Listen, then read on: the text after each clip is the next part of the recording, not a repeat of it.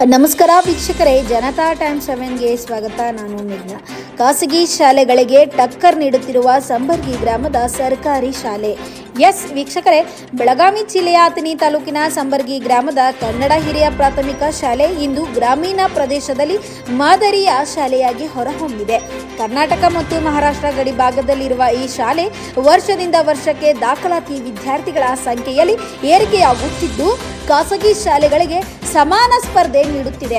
ಗಡಿಭಾಗದ ಈ ಕನ್ನಡ ಹಾಗೂ ಮರಾಠಿ ಶಾಲೆಯು 17 ಸುಸಜ್ಜಿತ ಕಟ್ಟಡಗಳು ಹಾಗೂ 13 ಮಂದಿ ಅರ್ಹ ಶಿಕ್ಷಕಿಯರನ್ನು ಹೊಂದಿದ್ದು ಮಕ್ಕಳಿಗೆ ಉತ್ತಮ ಶಿಕ್ಷಣ ನೀಡುತ್ತಿದೆ.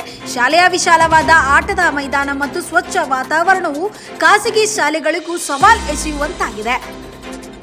ಶಿಕ್ಷಕರ ತ್ಯಾಗಭಾವ ಮತ್ತು ನಿಷ್ಠೆಯಿಂದ ವಿದ್ಯಾರ್ಥಿಗಳು ಉತ್ತಮ ಸಾಧನೆ ಮಾಡುತ್ತಿದ್ದು ಗ್ರಾಮೀಣ ಮಕ್ಕಳಿಗೆ ಗುಣಮಟ್ಟದ ಶಿಕ್ಷಣ ದೊರಕುತ್ತಿದೆ.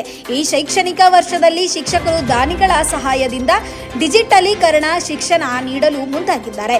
ಇದರಿಂದ ಗ್ರಾಮೀಣ ವಿದ್ಯಾರ್ಥಿಗಳು ನವೀನ ತಂತ್ರಜ್ಞಾನದಲ್ಲಿ ಪೈಪೋಟಿ ಮಾಡುವ ಅವಕಾಶ ಪಡೆಯಲಿದ್ದಾರೆ.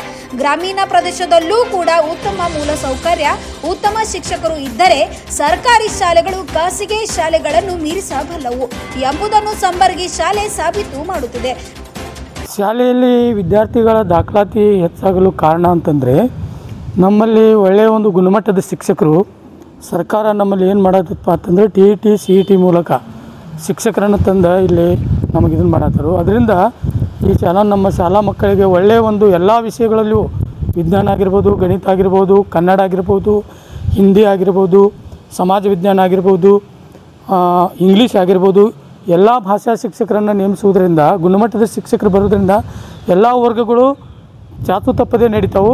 ಮತ್ತು ಒಳ್ಳೆಯ ಒಂದು ಈ 10 ವರ್ಷ ಒಳಗೆ ಶಿಕ್ಷಣ ಅಂತಂದರೆ ಎಲ್ಲ ಹುಡುಗರು ಏಕದಮ್ ಈಗ ನಮ್ಮ ಶಿಕ್ಷಣದಲ್ಲಿ ಮುಂದುವರೆದಿದ್ದಾರೆ.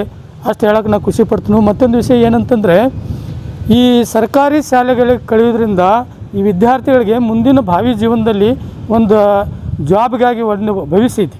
ಏನು ಭವಿಷ್ಯ ಐತೆ ಅಂತಂದ್ರೆ, ಒಂದು 15% ಗ್ರಾಮೀಣ ಏರಿಯಾದಲ್ಲಿ ಕಲ್ತ್ರೆ ರಿಸರ್ವೇಷನ್ ಕೊಟ್ಟಾದಾಗ ಸರ್ಕಾರದಲ್ಲಿ ಯಾವಾಗಲೂ ಅವರಿಗೆ ಸುಗಮವಾದಂಥ ದಾರಿ ಇದೆ ಸೆಲೆಕ್ಷನ್ ಟೈಮ್ದಾಗ. ಅದಕ್ಕೆ ನಾವೆಲ್ಲರೂ ಬಡವ್ರ ಮಕ್ಕಳು ಹೇಳಪ್ಪ ಅಂತಂದರೆ, ಸರ್ಕಾರಿ ಶಾಲೆಯಲ್ಲಿ ಒಂದು ಒಳ್ಳೆಯ ಶಿಕ್ಷಣವನ್ನು ತೊಗೊಂಡು ಮುಂದೆ ಒಂದು ಗೌರ್ಮೆಂಟ್ ಜಾಬ್ ಇಡಬೇಕಾದ್ರೆ ಬಡವ್ರ ಮಕ್ಕಳ ಒಂದು ಒಳ್ಳೆಯ ಸಾಧನೆಯನ್ನು ಸರ್ಕಾರಿ ಶಾಲೆಯಲ್ಲಿ ಮಾಡಬೇಕು. ಆಮೇಲೆ ನಮ್ಮಲ್ಲಿ ಒಬ್ಬರ ಸಂಬರ್ಗಿಯಲ್ಲಿ ಹುಟ್ಟಿರ್ತಕ್ಕಂಥ ನಮ್ಮಲ್ಲಿ ಅವ್ರ ಹೆಸರು ಈಗ ನಾ ಬೈರಿಂಗ್ ಪಡಿಸಂಗಿಲ್ಲ, ಇನ್ನೂ ಅದು ವರ್ಕ್ ಚಾಲೂ ಇದೆ. ಒಂದು 3-3.5 4 ಲಕ್ಷ ತನಕ ಅವ್ರು ಖರ್ಚು ಮಾಡಿ ಒಂದು ದೊಡ್ಡ ಮನಸ್ಸು ಮಾಡ್ಯಾರ. ನಮ್ಮ ಈಗ ಕನ್ನಡ ಪ್ರಾಥಮಿಕ ಶಾಲೆಗೆ ಒಂದು ಡಿಜಿಟಲ್ ಕೋಣೆಯನ್ನು ನಾನು ಮಾಡಿಕೊಡ್ತೀನಿ ಅನ್ನೋಂಥ ಒಂದು ಹೆಮ್ಮೆಯ ವಿಷಯವನ್ನು ಇಲ್ಲಿ ಅವರೆಲ್ಲರೂ ವಿಚಾರ ಮಾಡಿ ಈಗ ವರ್ಕ್ ಸ್ಟಾರ್ಟ್ ಇದೆ.